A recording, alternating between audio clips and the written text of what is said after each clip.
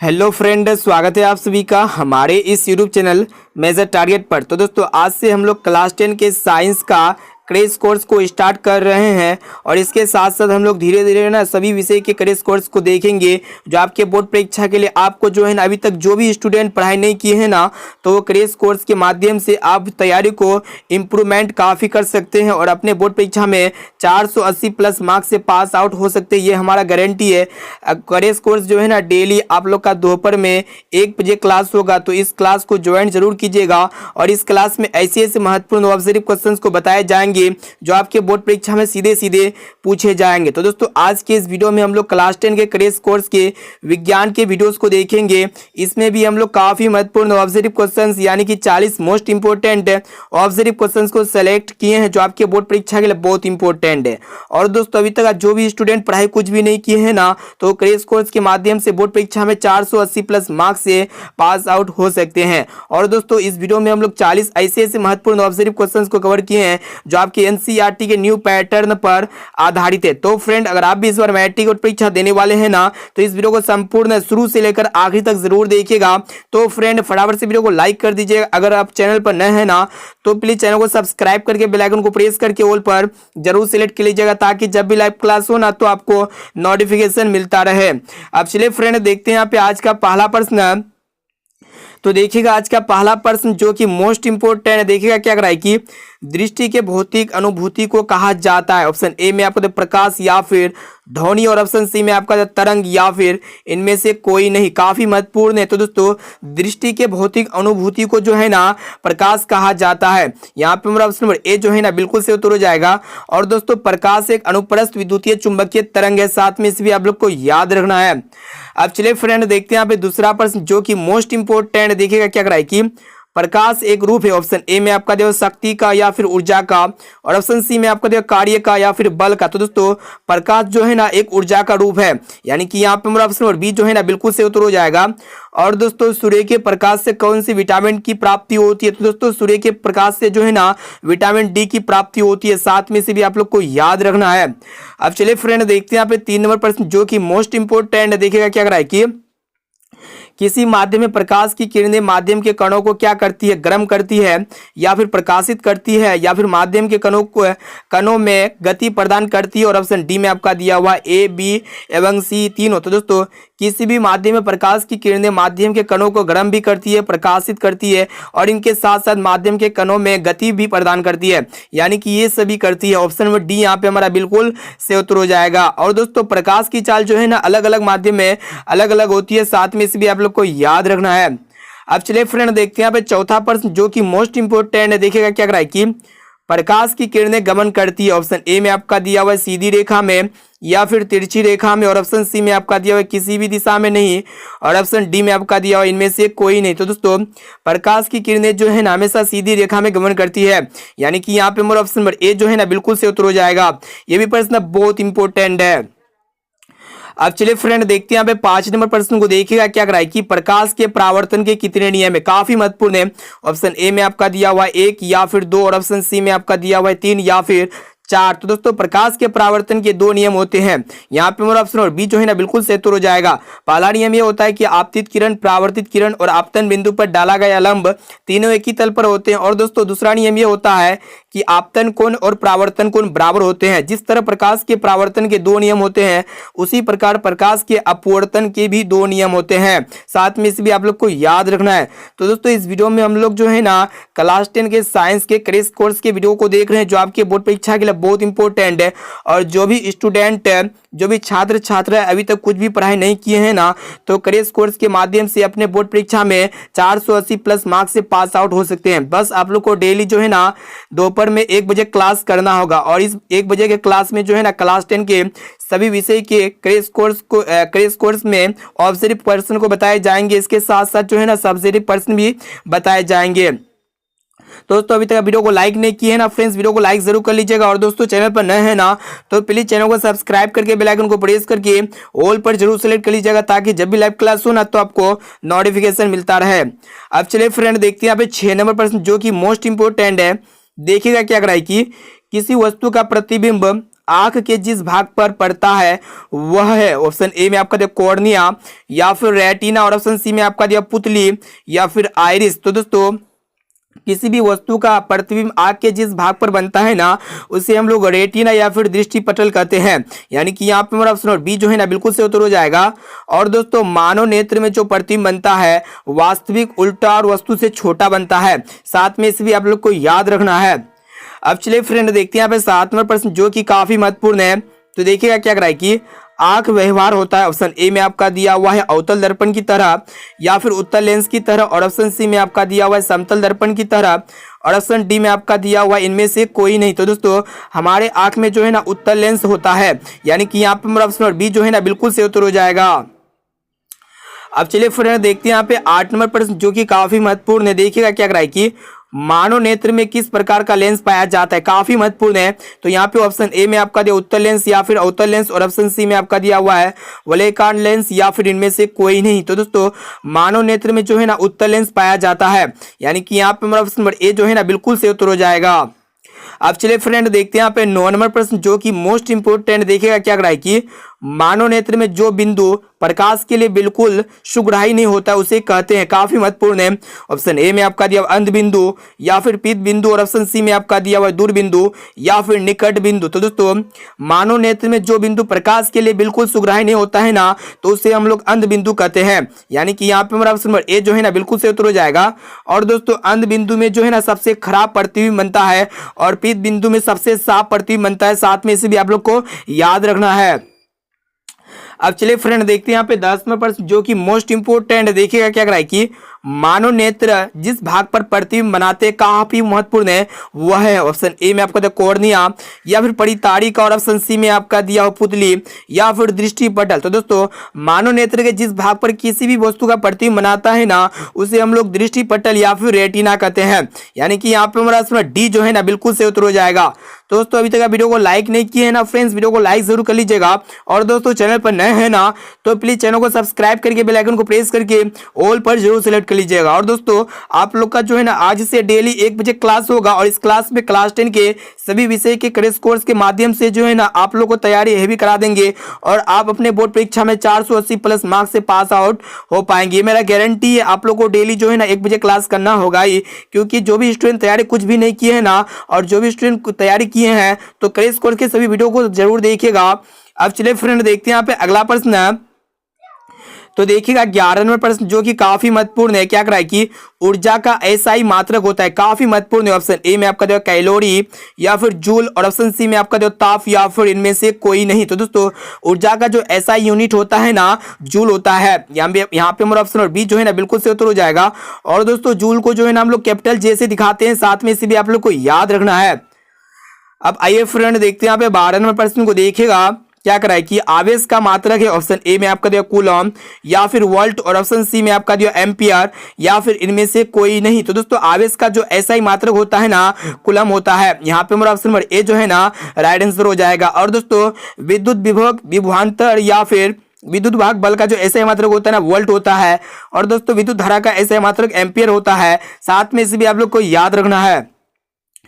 अब चलिए फ्रेंड देखते हैं यहाँ पे 13 नंबर प्रश्न को। देखिएगा जो कि मोस्ट इंपोर्टेंट है। देखिएगा 13 नंबर प्रश्न क्या कराए कि 1 वोल्ट कहलाता है। ऑप्शन ए में आपका दिया 1 जूल प्रति सेकंड, या फिर 1 जूल प्रति कूलम, या फिर 1 जूल प्रति एम्पियर, और ऑप्शन डी में आपका दिया हुआ इनमें से कोई नहीं। तो दोस्तों 1 वोल्ट जो कहलाता है ना 1 जूल प्रति कूलम कहलाता है। यानी कि यहाँ पे हमारा ऑप्शन नंबर बी जो है ना बिल्कुल से उत्तर हो जाएगा। अब चलिए फ्रेंड देखते हैं यहाँ पे 14 नंबर प्रश्न जो कि मोस्ट इंपोर्टेंट है। देखिएगा क्या कराए कि विभवांतर मापने वाले यंत्र को कहा जाता है। ऑप्शन ए में आपका दिया एमीटर, या फिर वोल्ट मीटर, और ऑप्शन सी में आपका दिया गैल्वेनोमीटर, या फिर इनमें से कोई नहीं। तो दोस्तों विभवांतर मापने वाले यंत्र को जो है ना वोल्ट मीटर कहा जाता है। यहाँ पे हमारा ऑप्शन बी जो है ना बिल्कुल से उत्तर हो जाएगा। और दोस्तों इलेक्ट्रिक करंट जो मापने वाला जो डिवाइस होता है ना उसको हम लोग क्या कहते हैं अमीटर कहते हैं। साथ में इसे भी आप लोग को याद रखना है।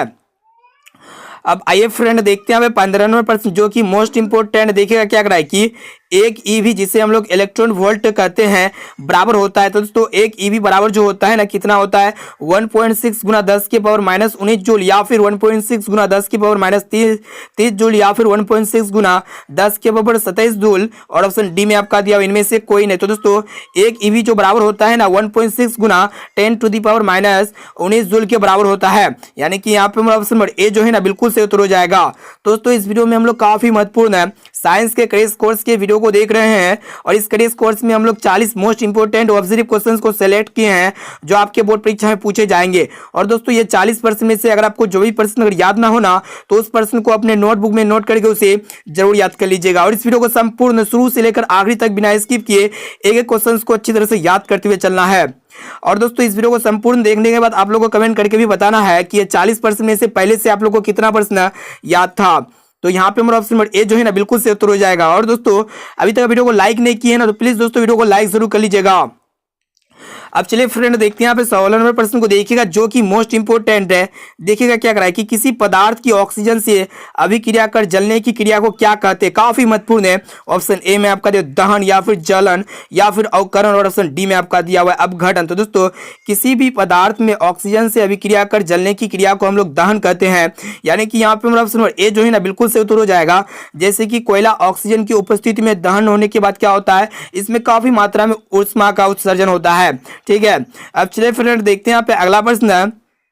तो देखिए यहाँ पे 17 नंबर प्रश्न जो कि मोस्ट इंपोर्टेंट है कि भोजन का पचना तथा पकाना किस प्रकार की अभिक्रिया है। काफी महत्वपूर्ण है। ऑप्शन ए में आपका दिया हुआ है अपचयन अभिक्रिया है या फिर उष्माक्षेपी अभिक्रिया या फिर ऑक्सीकरण उपचयन अभिक्रिया और ऑप्शन डी में आपका दिया हुआ है विघटन अभिक्रिया है। तो दोस्तों आप लोग को बता देते हैं भोजन का पचना तथा पकाना यह एक प्रकार का उपचयन अभिक्रिया होता है या फिर कौन सा अभिक्रिया होता है। तो दोस्तों भोजन का पचना तथा पकाना यह एक प्रकार का ऑक्सीकरण या उपचयन अभिक्रिया होता है क्योंकि उपचयन अभिक्रिया में क्या होता है कि इसमें जो है ना इसमें ऑक्सीजन का योग होता है। ठीक है इसीलिए यहाँ पे ऑप्शन नंबर सी हमारा बिल्कुल से उत्तर हो जाएगा ऑक्सीकरण या फिर उपचयन अभिक्रिया। बहुत इंपॉर्टेंट प्रश्न है इस प्रश्न को अच्छी तरह से याद कर लीजिएगा।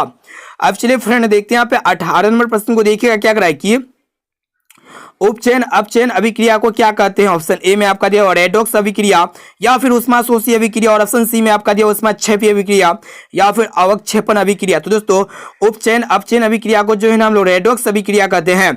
यानी कि यहाँ पे हमारा ऑप्शन नंबर ए जो है ना बिल्कुल से उत्तर हो जाएगा। अब चलिए फ्रेंड देखते हैं यहाँ पे 19वें प्रश्न को देखिएगा जो कि मोस्ट इंपोर्टेंट है।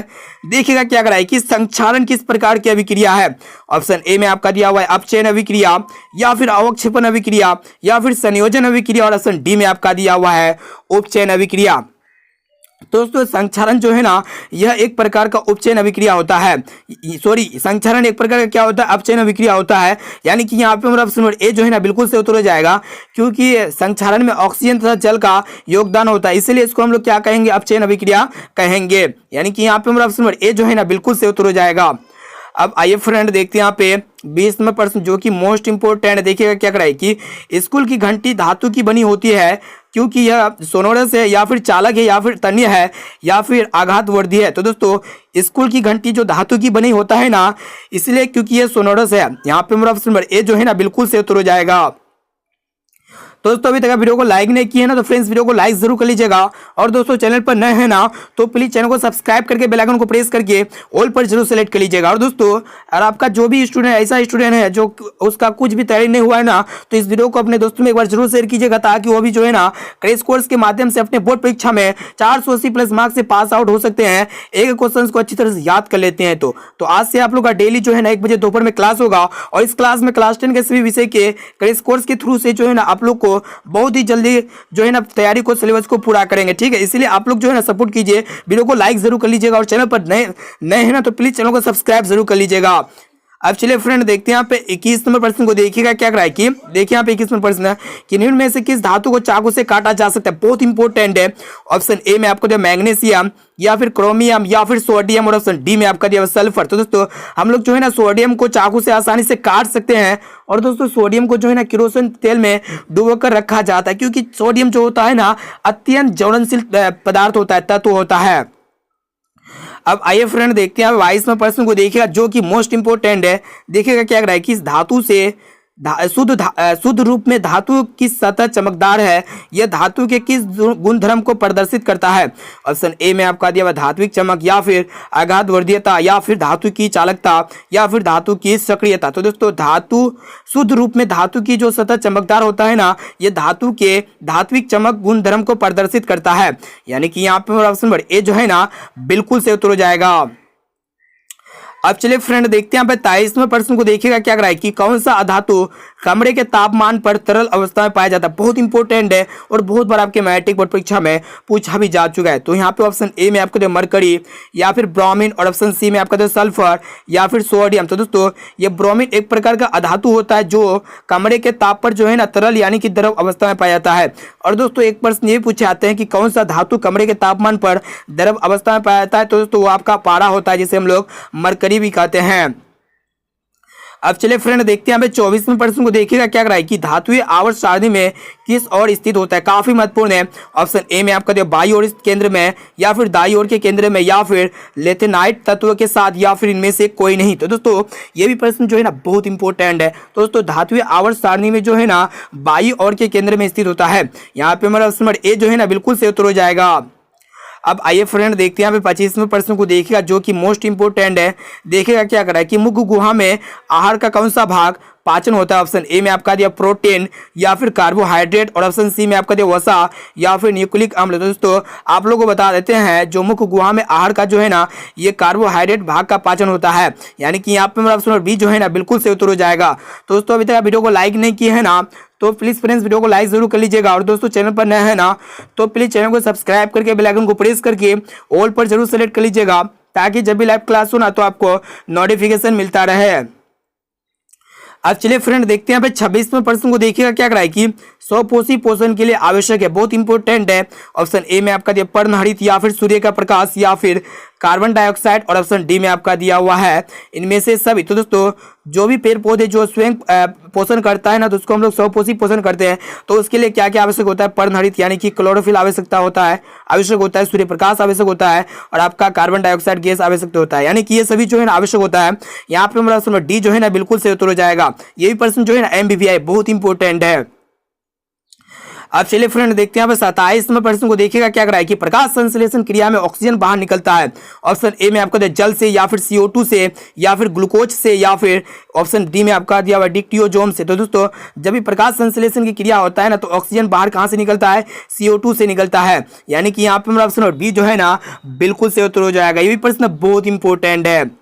अब चलिए फ्रेंड देखते हैं यहाँ पे 28 नंबर प्रश्न को देखिएगा क्या कर रहा है कि मैग्नीशियम पाया जाता है। ऑप्शन ए में आपका दिया क्लोरोफिल में, या फिर लाल रक्त कण में, या फिर वर्णी लवक में, और ऑप्शन डी में आपका दिया हुआ है श्वेत रक्त कण में। तो दोस्तों मैग्नीशियम जो पाया जाता है ना क्लोरोफिल में पाया जाता है। यहाँ पे मेरा ऑप्शन ए जो है ना बिल्कुल से उत्तर हो जाएगा।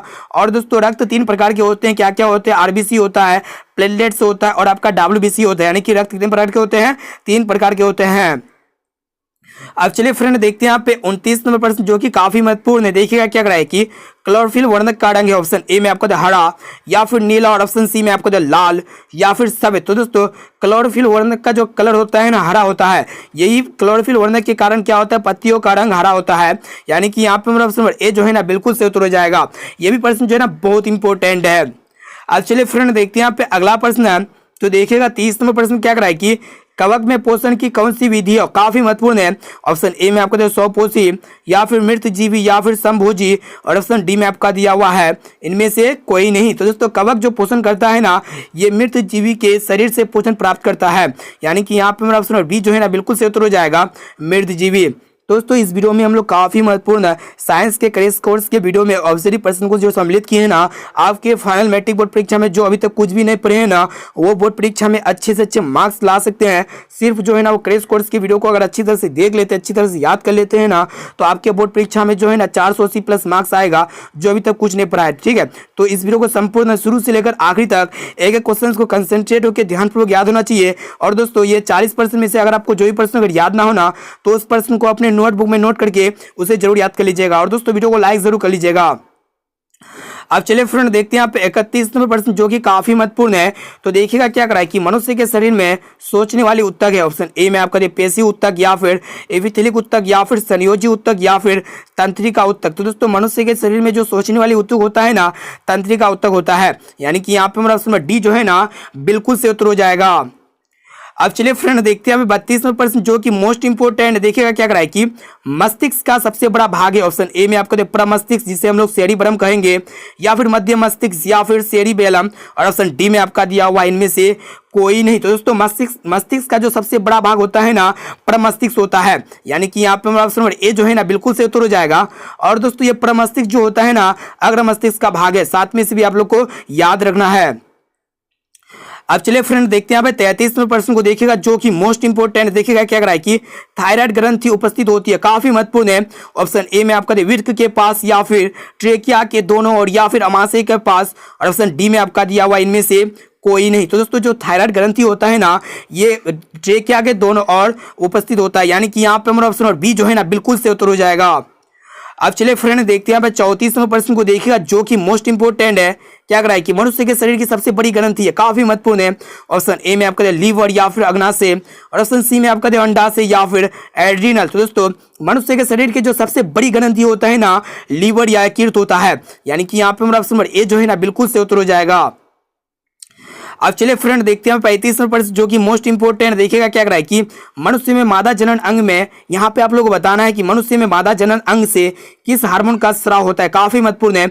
ऑप्शन ए में आपका प्रोजेस्टेरोन या फिर एस्ट्रोजन या फिर रिलैक्सिन, और ऑप्शन डी में आपका दिया हुआ इनमें से सभी। तो दोस्तों मनुष्य में मादा जनन अंग जो है ना किस हार्मोन से स्रावित होता है? तो दोस्तों प्रोजेस्टेरोन से, और एस्ट्रोजन और रिलैक्सिन हार्मोन से स्रावित होता है। यानी कि ये सभी हार्मोन से जो है ना मानव मादा जनन अंग हार्मोन स्रावित होता है। यानी कि यहाँ पे हमारा ऑप्शन डी जो है ना बिल्कुल से उत्तर हो जाएगा। तो दोस्तों अभी तक वीडियो को लाइक नहीं किया है ना तो प्लीज फ्रेंड्स वीडियो को लाइक जरूर कर लीजिएगा, और दोस्तों चैनल पर नए हैं ना तो प्लीज चैनल को सब्सक्राइब करके बेल आइकन को प्रेस करके ऑल पर जरूर सेलेक्ट कर लीजिएगा।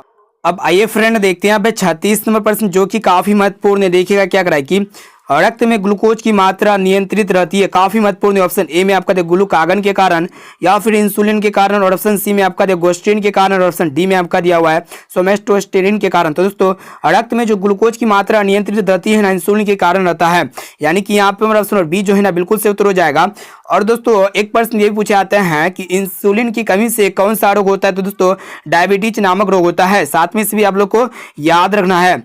अब आइए फ्रेंड देखते हैं 37 नंबर प्रश्न को। देखिएगा क्या करा है कि एक अंडाशय में कितने बीजांड होते हैं, काफी महत्वपूर्ण है।